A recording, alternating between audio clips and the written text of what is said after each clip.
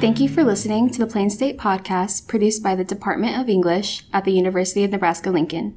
In this episode, Women Forever, Jamaica Baldwin, Linda Garcia Merchant, and Claire Jimenez share creative work and discuss their experiences both as women of color and as graduate students. The title of this episode comes from several sentences near the end of the prologue of Audre Lorde's Zami, A New Spelling of My Name.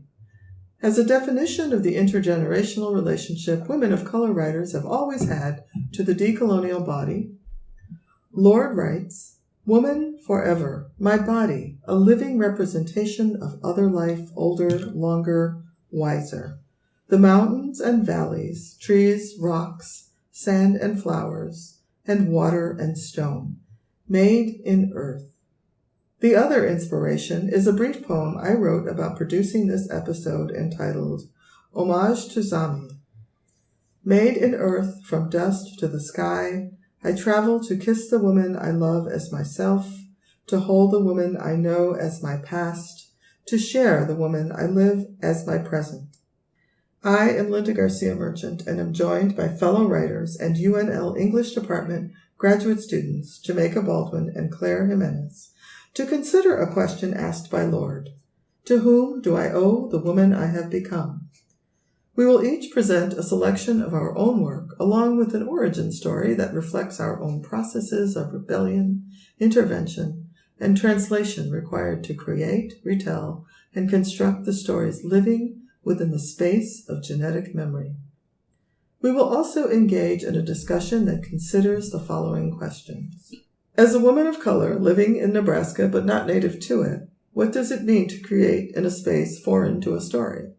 How does this present space of now and today and Lincoln interact and collide or collude with the insistent perspective of content? In this space of production, do we have a responsibility to heed the voices of cultural memory as they sing and grieve and shout Alleluia through our hands? Jamaica Baldwin's work has appeared or is forthcoming in Prairie Schooner, Third Coast Review, Hayden's Ferry, and Tri-Quarterly, among others. She was recently named winner of the 2019 San Miguel de Allende Writers' Conference Contest in Poetry and is the recipient of a Hedgebrook residency. Jamaica received her MFA from Pacific University, Oregon, and currently lives in Lincoln, Nebraska, where she is pursuing her PhD in creative writing at the University of Nebraska-Lincoln. Thank you, Linda. It's a pleasure to be here. I've selected two poems to read today. I wrote the following poem at a residency I attended last spring. I wrote it in a place unfamiliar to me, a place where I don't have roots or a history. Looking out at the trees, the birds, the bunnies, I wanted to reflect what I saw and felt in that environment. In attempting to write about nature, about the earth, I found myself writing about how much we have failed her. Of course, like most of my writing intentions, I veered from my original impulse and found myself thinking about the legacy of women who've come before me and how their stories and struggles are imprinted in my memory, in my body, especially the stories I've never been told verbally, the stories of women I've never met. The DNA of their pain and loss is in my body, literally and figuratively. In the same vein, I like to think that their joys and triumphs are also a part of my makeup. I've been thinking about my maternal grandmother lately, who is currently under hospice care. She was a woman for whom silence was a security she coveted. When dementia took control of her brain, she forgot to be silent, to acquiesce to others. She forgot to shield her body from judgment. Even as I mourned the woman I knew, I found satisfaction watching how quickly externally imposed, self-silencing behaviors can be shed once our defenses are down. I think much of what I write is writing towards and against these defenses. This poem is called Portrait of a Woman with Wings in Oil. I speak in shapes of meaning, and I am just a woman with half a life lived or more. Which anointed grass, Which sorcery of waters do I beseech through these charcoal map of lines? Am I not a marionette lamenting her strings? This pull and tug is a kind of déjà vu. I have been here before in another body, under another headless night. Or perhaps it is all the same night tethering the tongues of my great-grandmothers and their mothers, that these shapes I make are tending the kindle of battle, that I am in the act of speaking, still speaking against, is why we have not yet moved beyond plague and pestilence, why we have not earned the post-dash of suffering. It is why the permafrost is melting and our defense is the movement of slugs. What desolation of life will rise when the ice has melted? What dance will entertain us before the burning? What trick of light will mesmerize us first? Memory and language, the necessity of language, and the impossibility of language to represent fully are consistent themes in my work. The next poem, A Language So Fraught, engages these themes, as well as the role of self-imposed and externally enforced silence. A language so fraught. She speaks with many voices, pristine and filthy, dragging their tired chords through spilled blues. Within each voice, a voice emerged, a voice subdued. She doesn't know which is louder till both end. Even then, the silence. Even then, she is betrayed by how gluttonous hers can be, hoarding words like a barrow bird hoards blue. Sometimes she wants to tame them, those greedy meaning makers. Sometimes she questions the kind of body that would lend itself to such fantasy, that would acquiesce to a language so fraught with violence and cunning. They have made her in the shape of silence. They have left words to mold in her cage. Over and over again, they write her in a forgetful and more brutal language. She stands between the sand and the sand, full of want, and the words that rot her teeth is the ocean she drowns in. There is a point like death in which the body isn't a sight of breath, but a kind of breaking open, a slight exposure to the sun. In the language I've been given, I say her body underwater. In the language I can't return, I write her wounds in blood. In the language of my mother, I think my own demise is inevitable. In the language of my captors, I have stolen these words from another, thickened them with flour, made them stand up straight and act right. In the language I have not yet learned, I say the name I was denied. I speak with many voices, all of them. Someday I will rise, an ocean hell-bent on destruction, and take what's rightfully mine. Linda Garcia Merchant is a doctoral student concentrating in U.S. Latina and Chicana literatures and digital humanities. As the co-founder of the Chicana por Mi Raza Digital Memory Collective, Linda and Dr. Maria Cortera of the University of Michigan have produced over 125 filmed oral history interviews and collected more than 7,000 documents and ephemera from iconic figures of the Chicana and feminist movements. Linda's work as a scholar and award-winning filmmaker focuses on the restoration and reconstruction of the counter-narrative as an aid in rehabilitating the discourse of resistance and social movement. These days, I find that when I write, it often feels like purging. This piece, An Exorcism of Pining and Regret in 3 parts, took 10 years for me to even consider writing because it is about a breakup of a long-term relationship. But it is also about how 2 people began being together with the goal of eventually being apart. I recognize how strange we always were to one another and hope to capture that, not so much as an excuse, but certainly as a point of reference. It is in 3 parts because the end of anything never happens all at once, but as the rhythm of erosion, kind of like watching the shoreline of a beach disappear in a week, or how kudzu takes over a fence to make the fence disappear in a day. Breaking up isn't about noticing the difference. It is about realizing how soon after you got together that breaking up actually begins. This is not pessimism about love. If anything, it is a challenge to recognize how discomfort in the choice of loving someone can end as regret and must be exercised in order to move in a direction that is other than circular. I chose to read this piece because moving to Lincoln also meant moving away from Chicago, a place I had lived most of my life. Spending time in this very different place, having a distance from the urban, multicultural familiar, has given me time and room to be retrospective. This space is foreign, and while I don't feel like I'm living in exile, I am reminded daily how much unlike home it is, until I return home and realize how much I am no longer like home. This piece reflects an ability to finally look at a significant moment from my past, from an actual distance and in a place where I don't see myself in others. That sense of alienation could be destructive without the ability to reimagine a history. As writers, we survive in our imaginary. As a woman of color, I have survived, supported by cultural memory, and I am restored by the conclusions drawn and the choices I now make. One of these choices was to create this episode. In other words, how, when, and where are we defined when we write?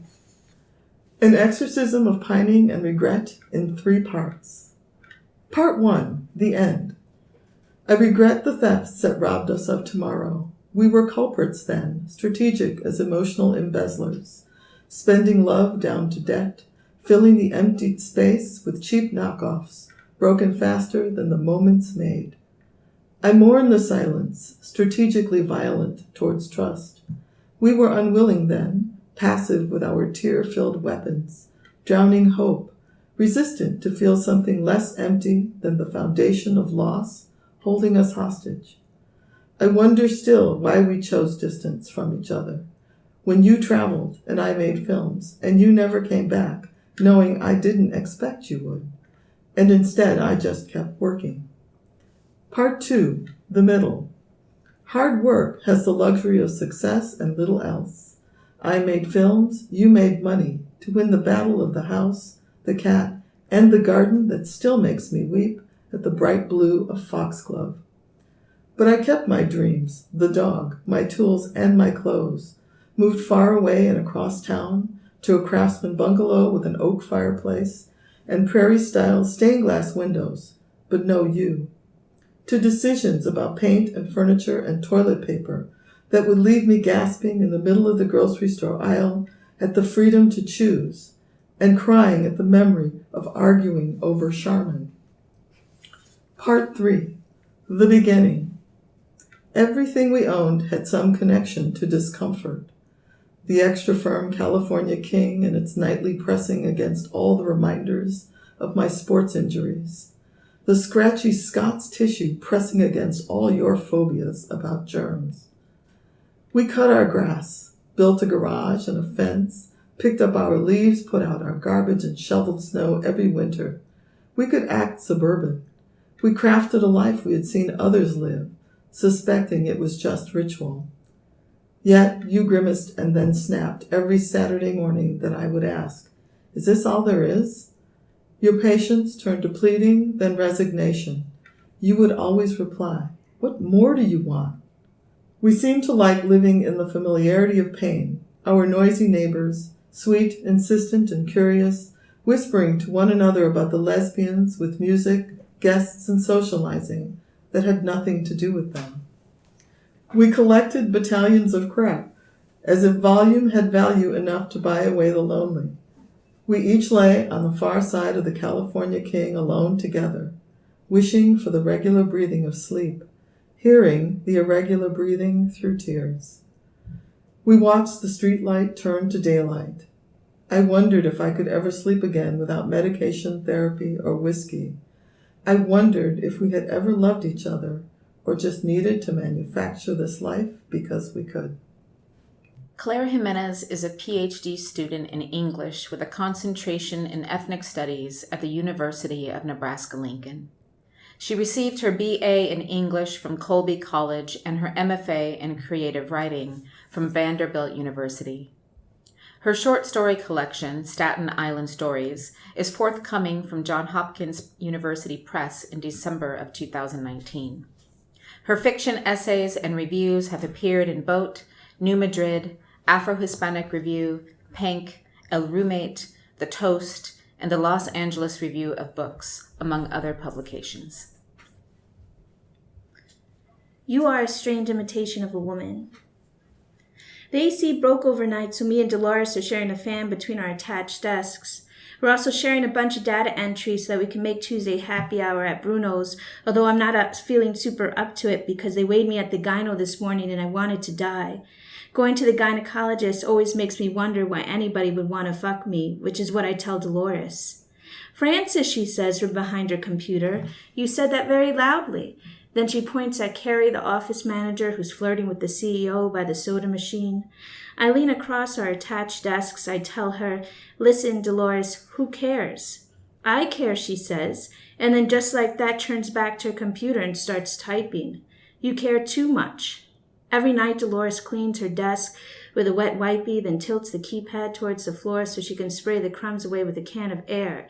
This for a bunch of people who don't even look at her when they walk into the room. Don't even say good morning, which is what I've been trying to explain to Dolores without sounding ungrateful, because she got me this job 2 months ago, and I don't want her to think I hate it, even though I do. But I will not let Dolores be duped. It is important that she discover the truth. How long have you been working here, I ask. A long time, Frances, she says, not bothering to look up, her plastic nails click-clacking on the keyboard. But how long? Dolores stops typing, then counts. Since before Adam, she says. Adam, who is her son in kindergarten. And how much do you make, I ask her, which is a dangerous question, I admit, nonetheless necessary. Who cares? I thought you cared. You're the one that cares, aren't you? It's none of your business, she says, even though already we've discussed her salary various times. I'm trying to make a point, I tell her. Are you? Now, whenever Dolores gets sarcastic, it makes me feel like the both of us are not very close at all. So I type loud and slow in order to make her laugh, but she doesn't. Dolores, how old are we? She sits there quiet, and I slam my fist on our attached desks, making our shared cubicle tremble. 37, woman. I count from 1999 to 2010 on my fingers. You've been working here 11 years and you make about $3,000 more than what you did when you started. That bitch, I point to Carrie, is 26, just started last year, and makes $15,000 more than you. This is Carrie, who doesn't know how to use the fax machine, or how to turn a document into a PDF, or how to scan the invoices into the computer, or even how to call the building manager so that we can use a freight elevator for deliveries. Although this woman is manager of the office, she does not actually know anything about managing the office, and everything she does not know she makes me and Dolores do.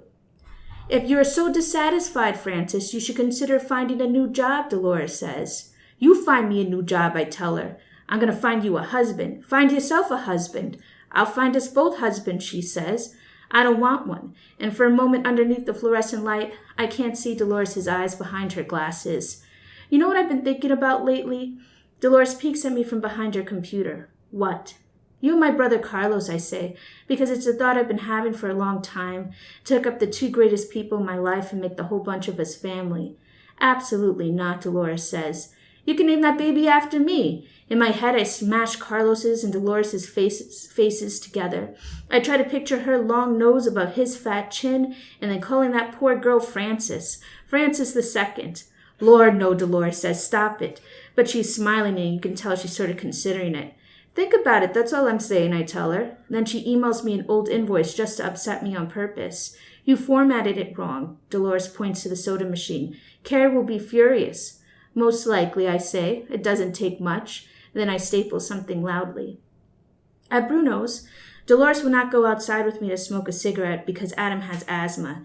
She says she thinks the smoke will cling to her blouse. She thinks Adam will smell it tonight when Adam's father, Ralphie, drives up to the apartment and transfers Adam's sleeping body into her arms. She's scared Adam will wake up and start coughing. She's also trying to teach me a lesson. You're too old to be acting like we're 16, she says. Besides, it's hot. So outside I smoke alone, and as a result, this is what happens next. I'm standing there, minding my own business, and the skinny Dominican who works at the front desk at the building next to ours comes up to me and says, "What are you doing out here alone?" Beautiful. Which is the part that really upsets me, the way he says beautiful sort of as an afterthought.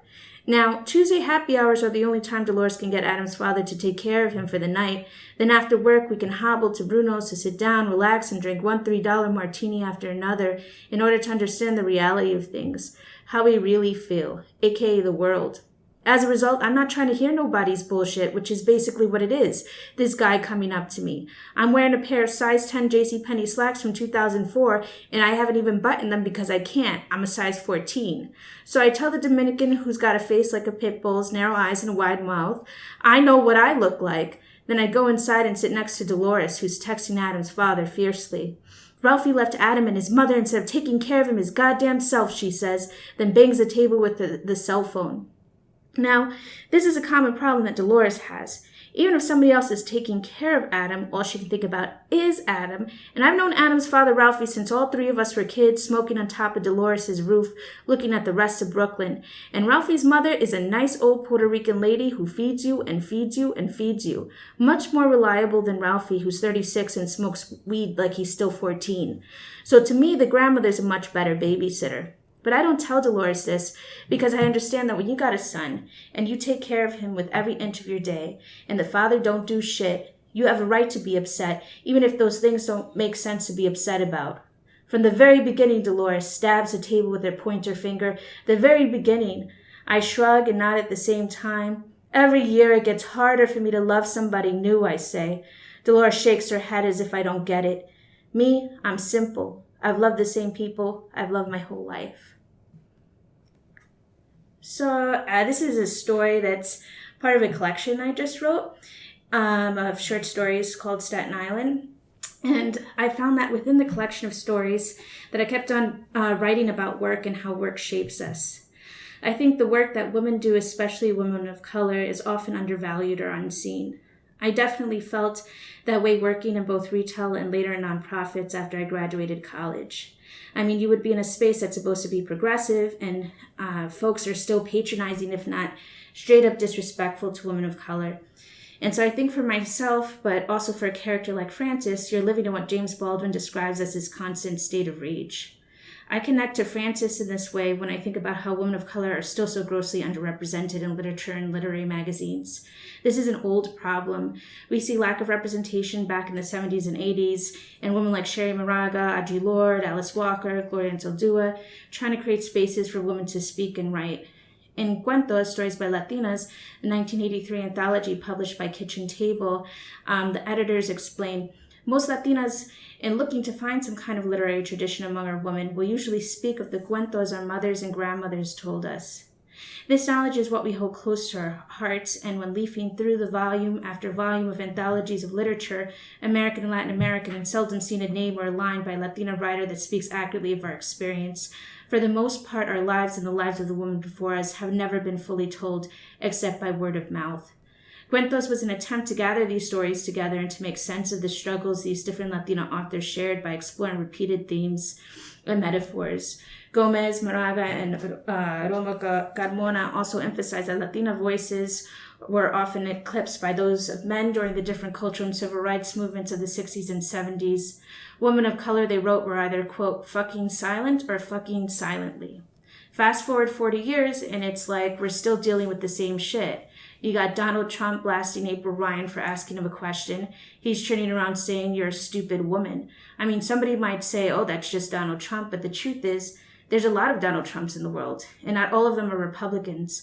Some of them are liberal Democrats. Some of them voted for Bernie Sanders or Hillary Clinton, but they still treat women of color like shit.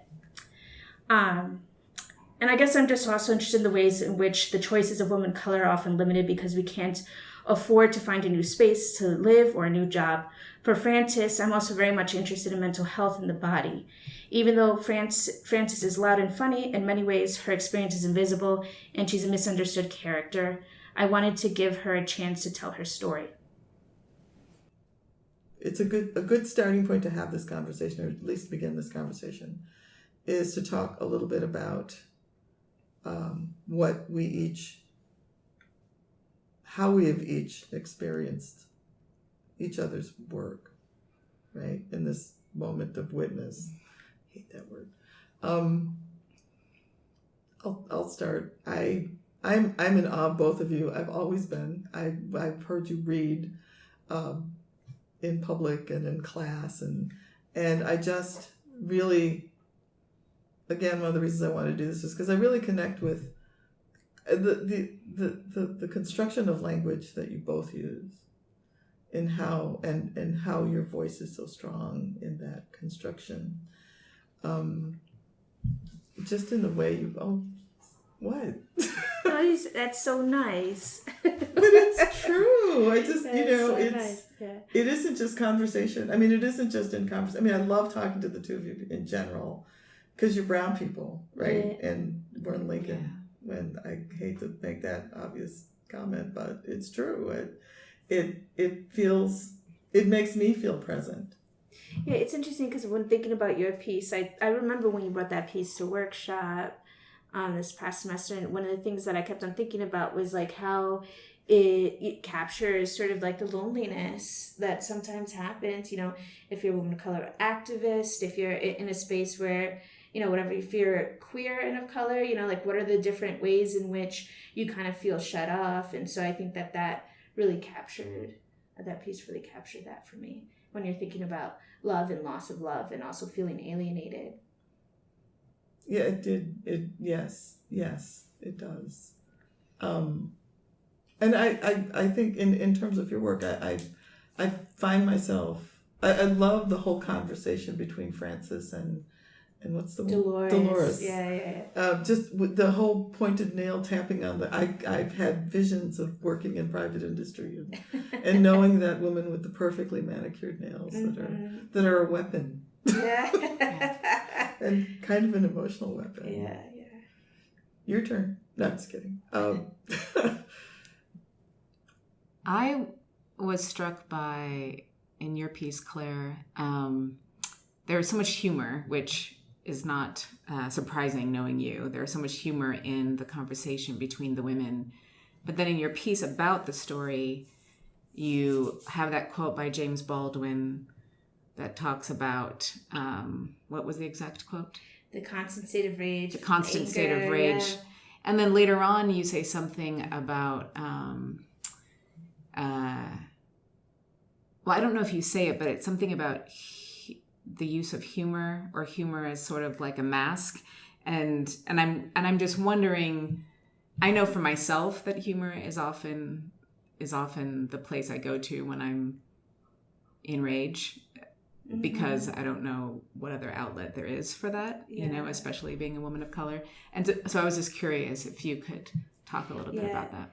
I think you got that from probably our conversations before, because it's that in there, but that's definitely true. Like, I always think about in terms of how the ways in which people of color use humor to survive, like the really fucked up shit, and then also feeling powerless and out of control. Like, there's humor in that story, but later on, it's a much longer piece. There's a lot of rage, and it just sort of, it slowly just rises to the surface.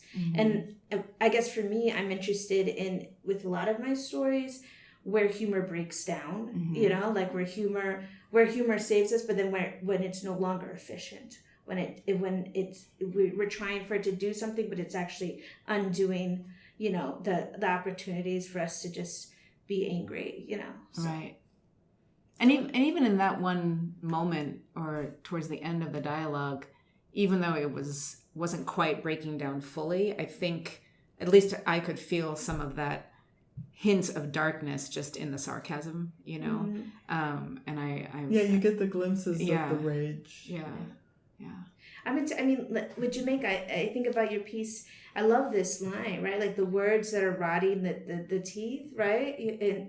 And for me, I mean, that sits in a much larger tradition when I think about women of color writers over the past, 40, 50, 60 years, where you get this image of silence, you get this image, so Audre Lorde was saying, some words live in my throat like adders. I think, I don't have the total line, but like, we're still, you have all these decades later, there's this experience in which there's something definitely at stake when we speak, right? And the idea of words rotting in your mouth because they couldn't come out, or even the risk of speaking and what might it do, like if you let that brush up against you. Yeah, exactly. Yeah. You want to talk about living in Nebraska, Linda? Are you ready for that now? Are you ready for some rage? No. I am curious about rage and anger and living in spaces that seem to, and not to say that Lincoln does that, but that, because it isn't just Lincoln, it's graduate school. I mean, it is also, we are, all three of us are graduate students, and we're living in a very interesting time where anger isn't just something that, and rage isn't something that we just are living in from a history of rage and a history of anger and a history of oppression. It's present, and it's sort of it's ubiquitous, and it's sort of the culture of conversation more often than not. And I wonder, what does that mean to producing and creating? I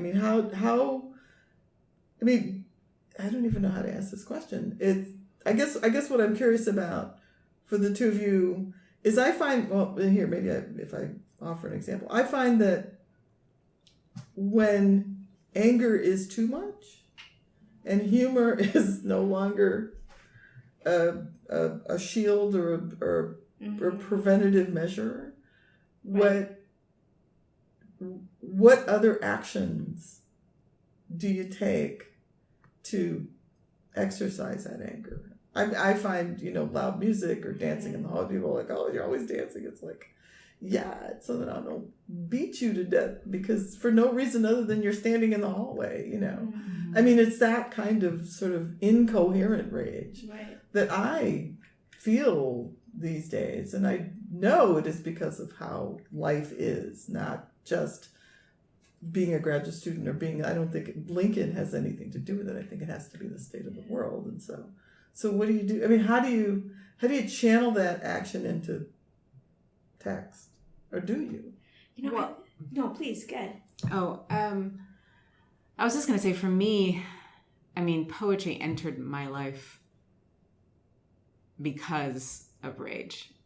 So for me, it is the space in which I feel safe expressing that.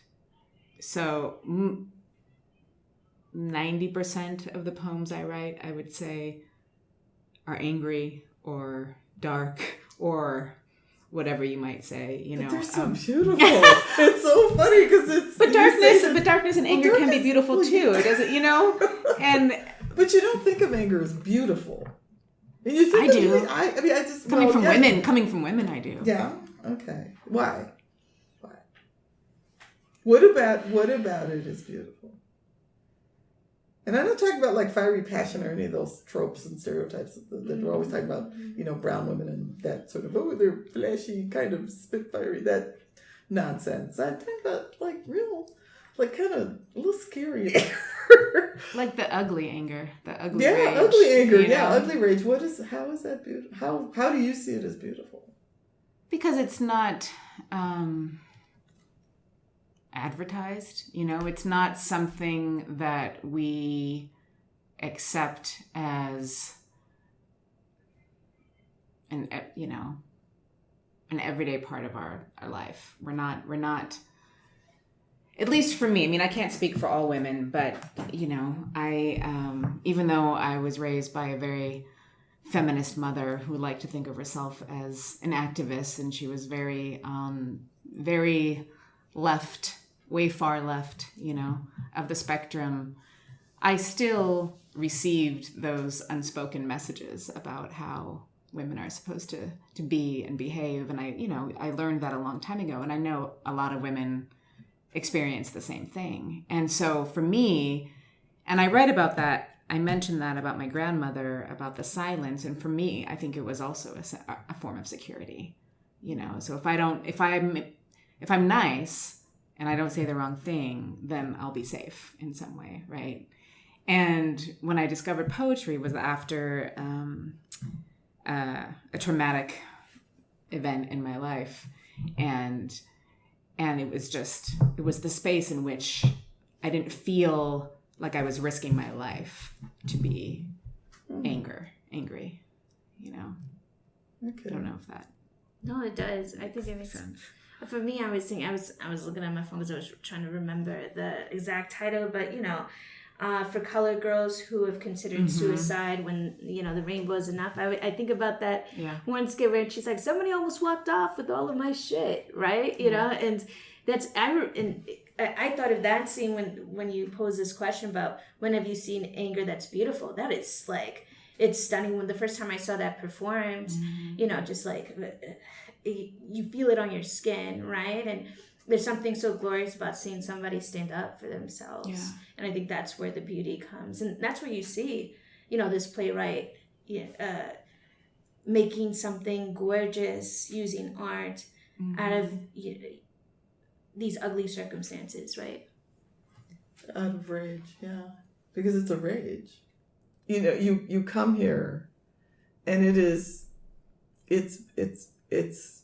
quiet and traditional and not so much rural, but definitely not as urban as I was used to.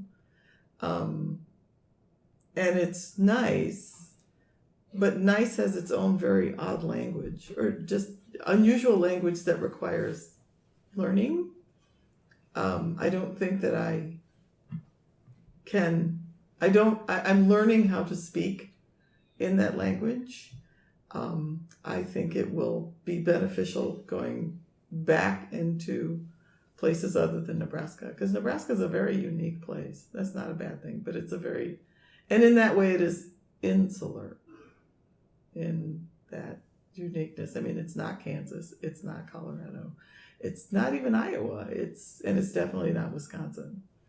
But it is also surreal more often than not in its traditionalness. Yeah. So I think I had to go back to a place that I recognized and understood that gave me comfort, even in its sort of sadness and trauma.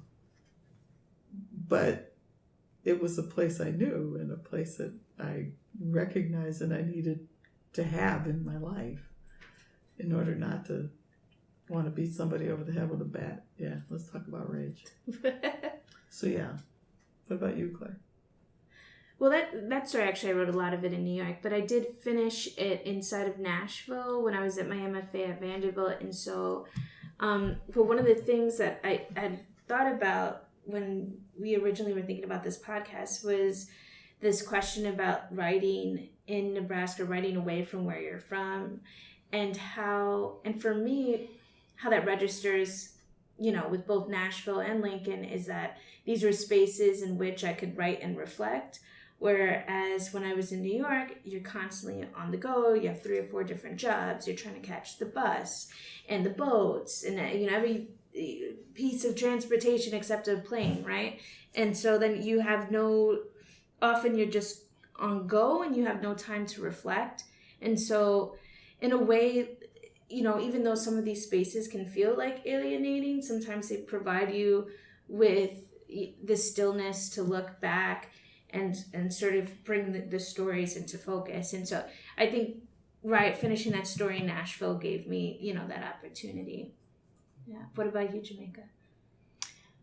Well, one of the poems I wrote here last fall, and I think it might have been written elsewhere, but I've been away from my home or where I was raised for 15 years, and I've done a lot of moving.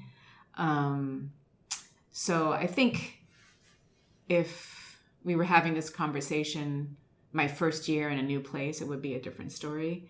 But I think what these programs do, though, is, like you said, Claire, offer that space for reflection, and I think it's there's a benefit to being in this any graduate program and living in a Midwestern town like Lincoln is the space. But I also think the space can be overpowering in some ways. I mean, the isolation of it and the lack of connection to the communities that you get your energy from, that you thrive off of. So I think that's probably the hardest part, but I can't quite say yet how this place in the year that I've been here is changing or affecting my writing at this point.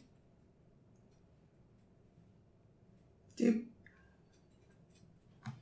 mentioned time. Both of you mentioned that, we have the luxury of time to write now and to think about the things and create the focus. Going with this question. Where am I going with this question? What are you going to say? You have time, but you don't really have time? Is that what you... No, I think you're right. I think because before when I wrote, it was, on trains and buses because I had the time. I wasn't driving. Yeah. I resent driving very much because it takes time away from the place I like to write, which was on a train. I wrote, I was always in the Sangre space, but it was the channeled focus 35 minutes of commuting where I really wrote a lot of stuff. Most of the stuff I've got published was not only because I was pissed off, but because I had time to write it on the train, and edit it at lunchtime, and I always would carve out these times, these very concentrated minutes.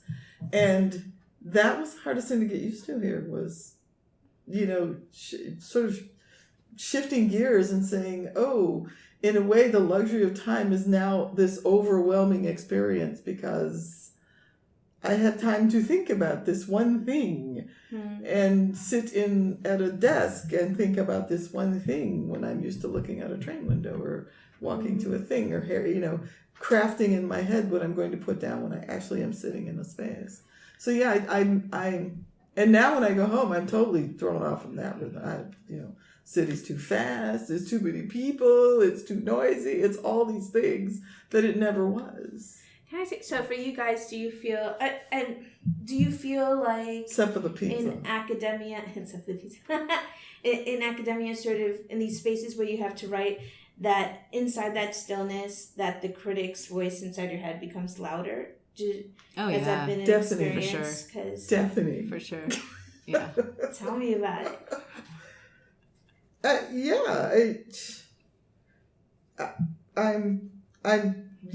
For a long time I had to stop listening to the voice in my head, second guessing every sentence, word, and really just say out loud, stop. You do this. You came here doing this. Yeah. Go back to that. Yeah. Go back to that person who wasn't constantly listening to that, Right. questioning voice. And it's there, it's real. But I mean, we don't, the great thing about anger is it is focused, right? I mean, it's focused on a thing. And that thing is what motivates you to want to put it down on paper in some kind of a way. And that anger is not listening to that voice. Right? That anger is you are centered in that moment and drawing on not just your anger, but the anger of your mother's mother's mother's mother's mother that was dealing with probably the same kind of challenge to intergenerational violence. Yeah. So you're saying the challenge to validation. Right. Not even the violence. I mean, violence is important, but just the challenge to validation. It's like, oh, you're studying that, and why are you studying that again? And who is that person? And I should read. That sort of picking at you. Yeah. Voice of doubt. That's gaslighting in a way, right? Yeah. But you when you focus on the anger and you're listening to the anger, you're not hearing the rest of that. And that anger's coming from all these other places, just like the humor. It's coming from tu abuelita, right? Yeah. Yeah. I don't know. So where's the voice in your head? Is it doing that or no? Oh, the critic's voice? Mm-hmm. The critic's voice is like, oh, this story sounds stupid, right? Like you just say, you open up the page, you hate everything, but then you also start to think like, all right, well, should my writing look more like this, and so, but I had to actively, fight that to make sure that the voice stays there. Not to say that I think there's growth for me to become a better writer, and I hope I never stop growing as a writer, but I don't want to lose my voice. And then I think sometimes when we think about the ways in which, stories get revised or the different suggestions, sometimes that feedback is just trying to revise the voice out of it. Yeah. And I have to really think very carefully about whether or not is this the type of feedback that's going to help me grow my story, or is this a feedback that's going to steal the voice? And sometimes that's hard. That's a hard call, Yeah. Did you say, do you experience this too? Jamaica? Oh, she's staying quiet. She's bunching up the mouth. There's a whole lot of that. Next question. Okay. All right. That's fair. Well, okay. So have there been moments? I mean, we're all willing to fight for that voice, and we're willing to fight for the to either clarify a story if that is the issue, right? I mean, I'm willing to make changes if it's an issue of clarity, but if it's an issue of voice, I'm reticent. But I think it takes a lot. But sometimes people might, but that can get flipped on its head real quick, because somebody might say that your voice is an issue of clarity, right? Like, so then, for example, which I sometimes have to fight in terms of, like, say, an easy example is when you have Spanish, that is inside of it, right? Yes. Like, and that's part of the voice in which that character speaks, right? But then somebody wants you also now to translate in the next sentence, which I find highly corny, like, unless it's, it's coming out of a place where the poet or the writer felt like they had to, you know what I mean? But otherwise, if that's not part of the voice, why would you translate it, right? But the argument can go, oh, well, it's for clarity, and it's just... And I think that we never have to translate French or Italian. You ever notice that? Yeah. But we always seem to have to translate Spanish. I don't know why that is, but... But I mean, Spanish is one example, but there's so much other, right? Like different cultural landmarks, different, references, different slang, even whether recognizable characters, like... Or character relationships, like the part of culture that doesn't understand, extended family as actual family, and having those kinds of relationships with family that are extended family, and as an intimate body, as opposed to this is your second cousin twice removed. And it's like, no, that's my primo. Yeah. That's my primo, right? It's just, there's no delineation, there is no hierarchy, it's just family, right? Meanwhile, nobody has to explain to me, like, the logistics behind their trust fund, right? Like, I'm like, wow, that's foreign to me. I need some clarity on that. Where's my trust fund, right? So I'm interested in talking a little bit about what are our experiences as women of color writers in academia. What are the challenges we face, and what are the strategies we use to navigate through them? So I think, so I'll start. I think one of the big challenges for me, working in a space, again, and I know we talked a little bit about working in a space of anger, and how anger has always been a motivator for me in writing. Jamaica, you mentioned this when we first started doing this. And I thought, I some of my best writing has come from the sort of energy that occurs when I am really angry and passionate about something, and usually in the space of anger. And that's always been a familiar space for me to write. But more recently, since I've been here in Lincoln, I'm discovering that the rage I have, or the anger that I have, is actually rage. And I'm not, while I'm very familiar with writing from an angry space, I'm very unfamiliar with rage. And rage, and not so much because the rage feels undefined. It has the same level of passion, but it doesn't have a functional passion. And so that rage, but I'm very aware of it. I'm living in the middle of it. It's centering me, and I am clueless and mystified what to do with it in some moments, because there is so much energy involved that is in some ways it's beautiful, but in most ways it's not conducive to writing. And so my challenge in writing through anger, or writing in the space of this rage, is finding a way to step back from it enough to look at it and say, to say what it is, to define it as something. And that's been my challenge in writing in writing in a space where anger's always been productive and now it's not. So that's been the biggest challenge for me. So I guess, like, what are the ways then that we figure out how to deal with rage so that you can get back to the actual page? Like, how do you...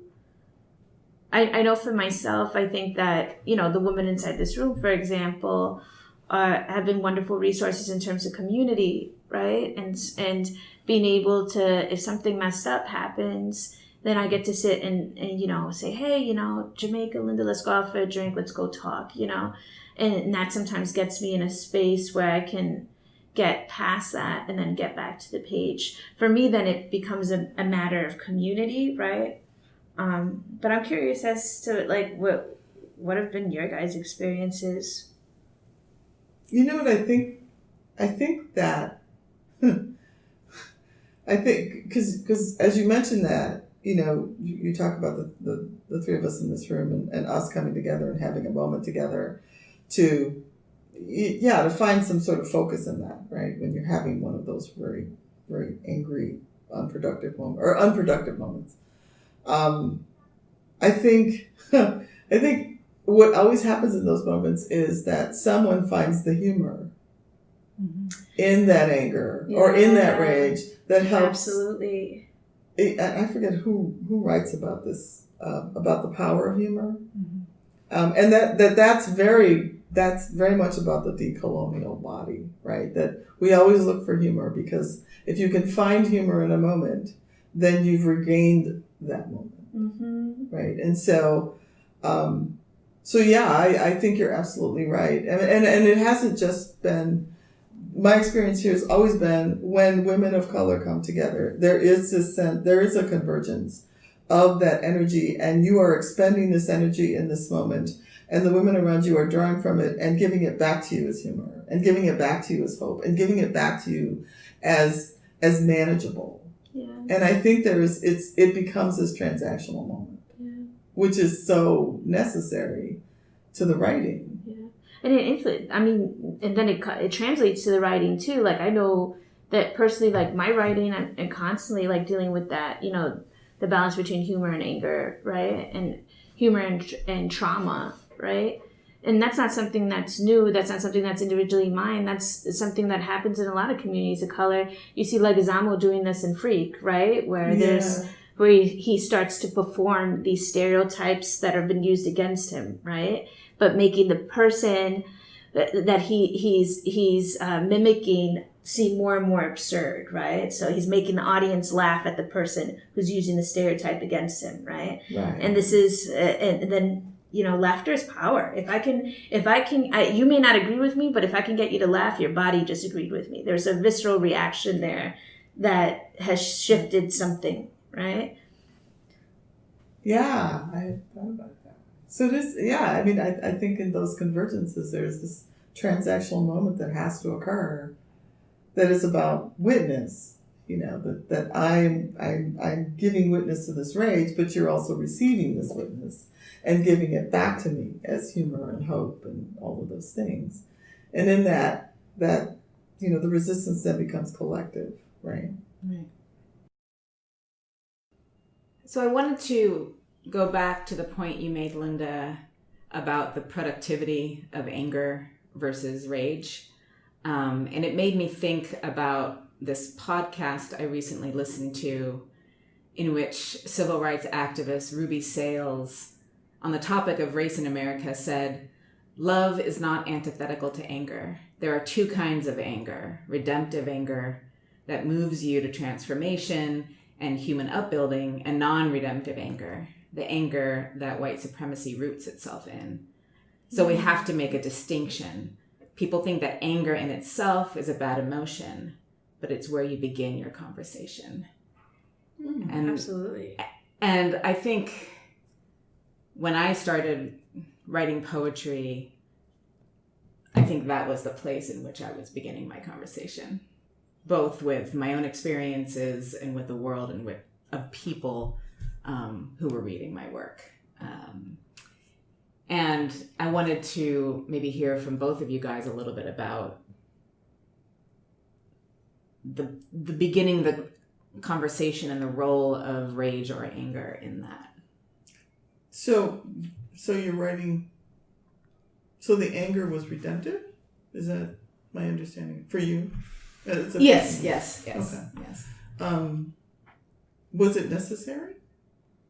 The anger. The anger. Yeah. Was it necessary? Was that the motivator for you? Was it necessary to write Yeah. because of that? Yeah, I think so. So it was the catalyst, or it was just the motivation? There's a reason I'm asking this. I think it was both. Oh, okay. That's it. Yeah, guys, that makes sense. That makes sense. Did it feel like an epiphany, like a moment of awareness, an acute awareness that says, oh, if I don't do something with this in this moment, I'm going to lose it, or it's going to be lost. I need to capture this now. I think so. Well, when it occurred was when I was diagnosed with breast cancer. Mm. And That's a catalyst. yeah. And I was reading a lot of books. And one of the books I was reading, and other women that I talked to was speaking to this idea of the place where women hold their anger in their bodies. And many women hold their anger in their chest, and I was making leaps, obviously, and I needed something to justify this, right? But I'm thinking breast cancer, and I'm thinking having a childhood where I wasn't really allowed to express anger and what that does to a body, like the actual body, right? And so in that moment of beginning to write poetry, I think it was a form of life or death. So is not expressing anger going to kill me? And in some way, I think for me in that moment, the answer was yes. Wow. And so so self-preservation, is it? well, it was also like exhaling, it was self-preservation, but it was also like, I need to get the F out. Right. And I never really had an outlet for that before. I think I spent so much of my life trying not to be the angry Black woman, trying not to fit into stereotypes, and not just that stereotypes, but all of these stereotypes coming from, when you're raised on welfare and you're all of these things that can pigeonhole you. I tried so hard not to feed that I ended up, not allowing myself to express anger and to express rage and to say what I feel about things. And so I think it was in that moment that, it wasn't quite a light bulb. I think it was slowly getting there, but the cancer definitely pushed me over the hill.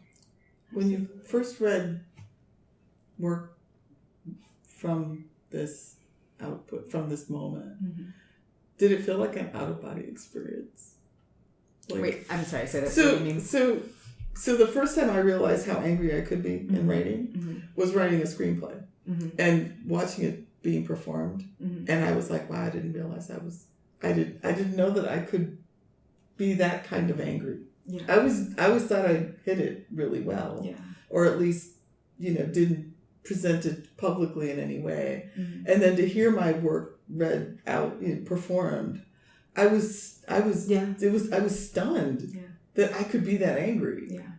And that other people could, and I thought, oh my gosh, I'm so revealed in this moment all the time. Absolutely. That I kind of stopped writing for a little while because I was worried that I was being too revelatory. Yeah. Did that? I was terrified. Wow. The first few times I had to read in public, I didn't know. I mean, I was terrified because I had never said these kinds of things out loud to people other than my close family and friends. But each time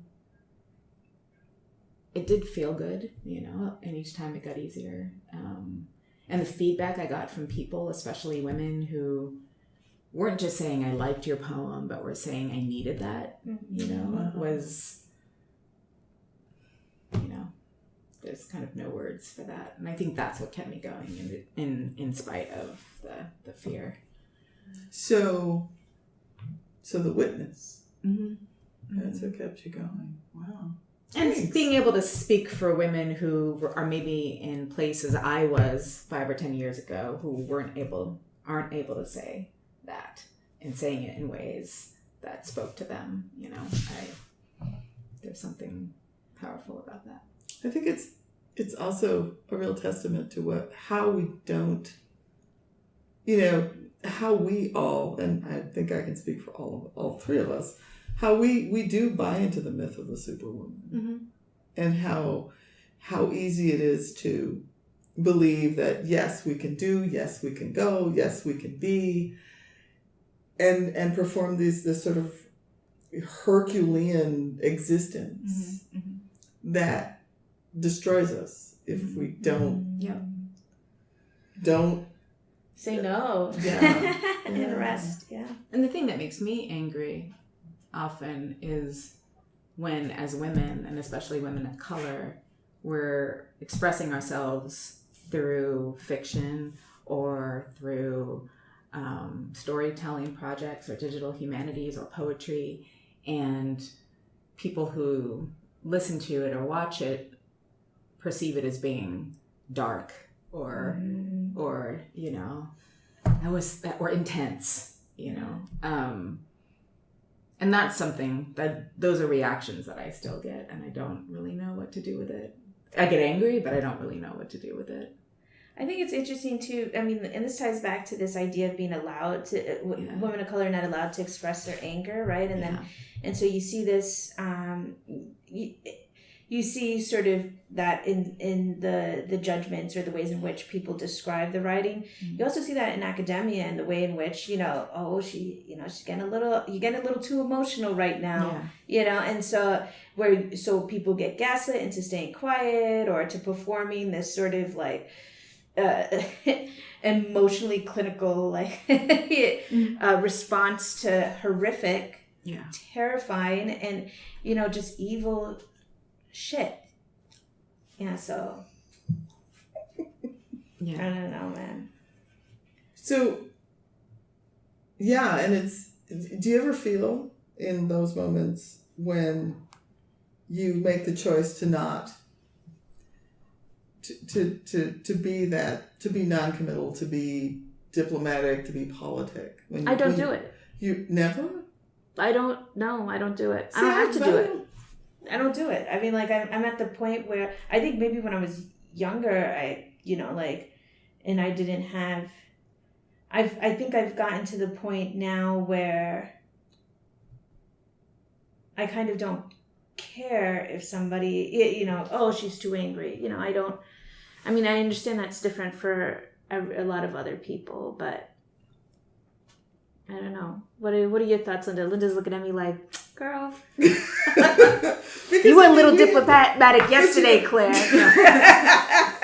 But I would have never guessed that, because you always strike me as quite diplomatic. I mean, politics. Oh, that's interesting. And I think, I've been in situations with you or circumstances with both of you, in just public settings and thought, and knew that some of the same thoughts going through my mind were probably going through yours about whatever was happening in that moment. But also knowing that none of us were going to address it because it's bigger than us, and really is that a battle, right? It's like you pick and choose. In the grand scheme of things, there is tomorrow, and you can, fight on another day. If we all have the luxury tomorrow, right? What I think is What I guess do find is yeah. that I will channel it into my writing. Like, I'm really upset about this. Why am I really upset about this? This is why I'm really upset about this. And then and for me now with the anger, the catalyst is to write. The catalyst is to document, not necessarily write prose or poetry or anything, but to document so that I then may or may not revisit in the form of some writing. But yeah, because if I don't, then it nags at me that I didn't address it in some kind of a way. And I always feel like writing doesn't necessarily distance us from it. If anything, it sort of it solidifies the fact that you have an opinion about something, or you have a position or a perspective that you're going to eventually share publicly, and that's etched in stone now because it's written. But I also think that by the time it gets to that form, it really is looking at the anger as a bigger picture issue. Like, if it is racism, if it is some ism, if it is some challenge, if it is some obstruction or something, I'm going to address it from a broader perspective, because it is a story with a lot of different tellings, right? I guess, like, when I originally heard that question, I was thinking of more in terms of, like, when people are talking about, something Trump said, or, deportation, or little kids getting held at the border, like, I don't feel the need to be diplomatic about that, right? Right. And so those, and I feel like I've gotten to a point in my life where I don't need to be diplomatic about that, right? But I do understand, but as you continue to talk more, I realize that you're talking about some of these, like, or maybe this is what I'm projecting, right? But, like, sort of the slighter and smaller things that happen, where it's like, it's in this gray area, and you're like, did she really just say that about me? Is she really, like, and then you have to, in that case, yeah, I still feel, because you're inside of these academic settings, it's a professional, like, you have to perform this professionalism, and so you can't say some of the words that I can't say on this podcast. So, but yeah, so no, I feel you. That academia is diplomacy, and diplomacy, constantly is exhausting. It is absolutely. But the one thing that I take solace in here, and I guess this speaks a little to what you brought up before, Linda, about space, is this academic space. Even though I'm in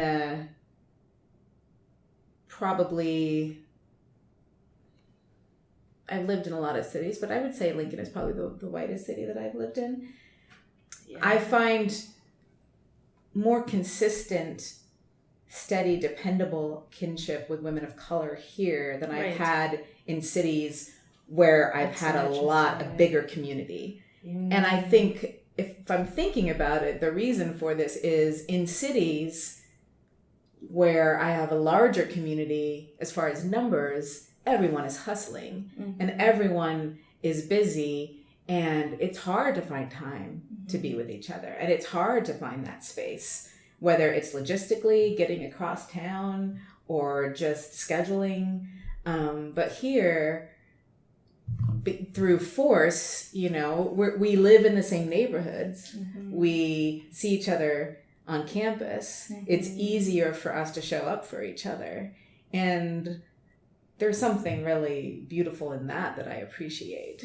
And the reason why we have that may not be a beautiful reason, but the fact that it's there is something that I cherish about this. Absolutely agree. That's true. I agree. I think that really speaks to, and I'm going to say this here, I really think that speaks to women of color feminism. Yeah. I think that, and having lived through, here's my intergenerational moment, having lived through a couple of iterations of this, I see the kind of sisterhood that we have, because it really is sisterhood, that my mother had as a second wave feminist. I see that kind of comadrazo, right, that we had, that that community, that fellowship that always happens that convergence that always happens when we come together. That is about humor, that is about the irony of the moment that we're living in and the moment of our academic existence and personal existence and writing existence. I mean, all these things. It really does feel like this convergence every time we do get any kind of a chance to get together over anything, because we are few in number, and we are going through relatively the same experiences. I mean, obviously different experiences, but we're going through the same experiences as graduate students in the English department, as all these things. And we're in the same incubator. Right. You know? And that's a good way to describe it. So the pressure cooker, we're having the same trajectory and the same pressure cooker experience. So I think that creates that similarity, and, you know, being able to speak to similar experiences it's a shorthand, which is nice. Yeah.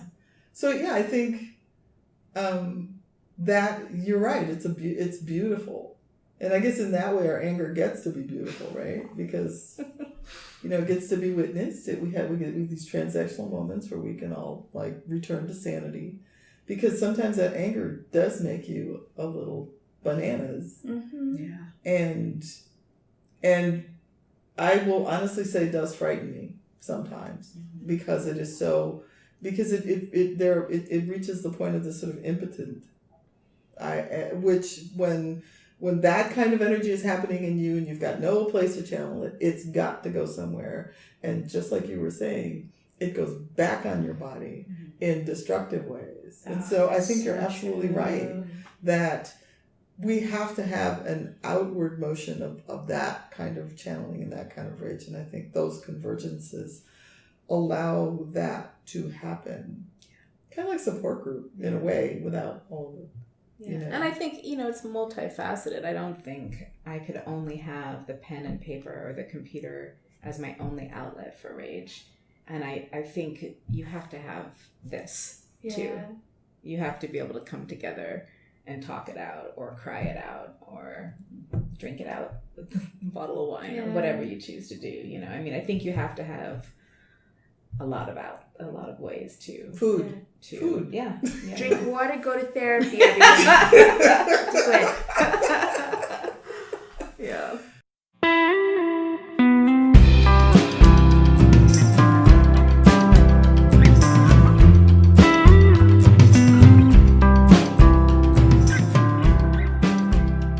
Thank you for listening to this episode of the Plain State podcast, Women Forever. Plain State is produced by Robert Lipscomb. Post-production by Stephen Ramsey. Music by Shadows on a River. Special thanks to Jamaica Baldwin, Linda Garcia Merchant, and Claire Jimenez for their contributions to this episode. Plain State is a production of the Department of English at the University of Nebraska-Lincoln. I'm Zainab Saleh. Thank you for listening.